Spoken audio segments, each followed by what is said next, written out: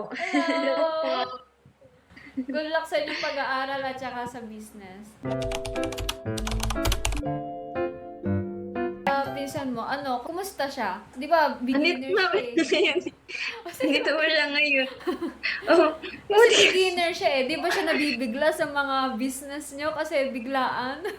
No, hindi ko, ano daw po, nung time po ng Valentine's Day, hindi niya na-expect po kasi agad na ano po siya ng cellphone agad last year. So, parang sinasabi ko na bayaran lang kita kung magkano yung benta namin. Sabi ko, 20% sa'yo yung benta. Hindi mo na kailangan sa akin ng kapital. Gawa lang, walang pera siya na ilalabas. Naka 11,000 po agad siya noon. Sobrang saya na po namin noon kasi sino pong mag-expect na ganun po yung benta namin. Nung time na po na yun na, hala, inandani ka, sinasabihan niya ako na pagpatuloy lang natin to kasi para naman sa amin to eh. Happy happy din po siya.